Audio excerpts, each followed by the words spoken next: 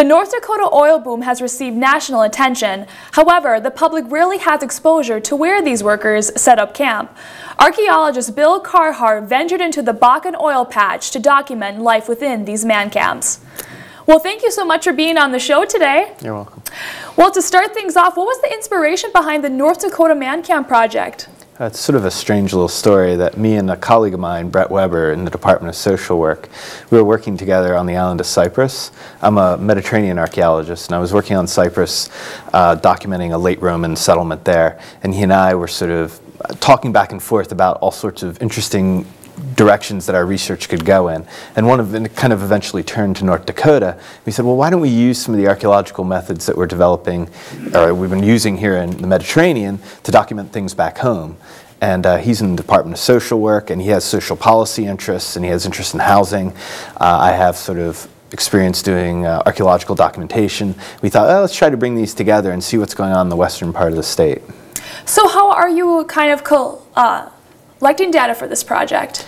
Well, we have a kind of a two-prong approach. Actually, we have now a three-prong approach. One is I do a lot of sort of basic documentation of the camps using photography. We have kite cameras that take photography overhead. We had the airplanes in aerospace take some aerial photos.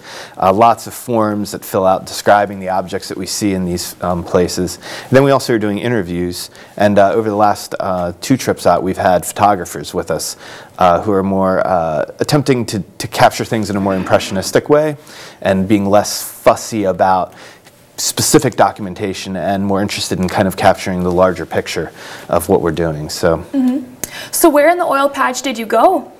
So far, we've focused our attention in the areas around Tioga, in the area which is just east of Williston, and the areas around Watford City. And we're going to try to focus closer to Watford City, the sort of southern part of the Bakken and the Williston Basin in the summer.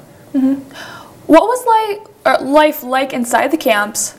Well, it ranges from things that are like, I don't know, 2-star hotels. The camp that we stay in near Tioga is actually quite nice, quite comfortable, to things that are out of the Grapes of Wrath. People living in shelter belts, people, living in tents, even in the winter months living in campers that are, designed for kind of seasonal living, not for living all year round. And so we don't stay in those places, but we document people who do. And, they make do. There are always opportunity costs when engaging in natural resource exploitation like these guys are doing. And so, yeah, they can be kind of rough. Well, popping up here quick, we're going to be having some photos of the certain types of camps. So I was wondering, could you tell me, how do you categorize these camps and how does that contribute to your research? Well, because we're archaeologists and social scientists, we're fixated on typology. And so our biggest thing is we wanted to create ways in which we can categorize and group together the different types of things we're seeing. And so our fanciest camps are type 1. These are run by groups like Target Logistics, and they're really like hotels, basically. The less elaborate camps are type 2 and type 3. Type 2 camps usually have water and electrical hookups. They're masted like you'd go to a RV park or something. And type 3 camps are the really rough ones. They're in shelter belts. They tend not to have electrical or water. And so we use these categories to attempt to understand how these things produce different social environments as well.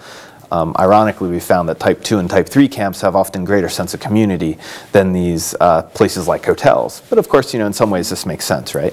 I mean, people don't get a sense of community going to a hotel.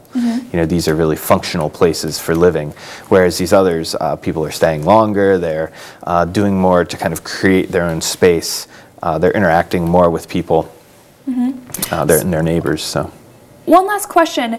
You had firsthand exposure into a really important time in North Dakota. What do you hope to accomplish through your research? Well, we hope to kind of do 3 things. Like, one is we hope to try to build an archive. One of the interesting things is past booms don't have a particularly robust archive of what they were like. So we're trying to build an archive so that people in the future can come back and study this. We're also trying to collect data that will help policymakers. This is what a lot of what Professor Weber is doing. And finally, we're trying to use academic methods to tell the story of what's going on out there. There have been a lot of journalists going out there, a lot of cover stories in national magazines. But these people don't have this kind of going back time and time again and attempting to use more scientific methods to document what's going on. All right. Well, I really hope it gets in the archival record, but thank you so much for being on the show today. You're welcome.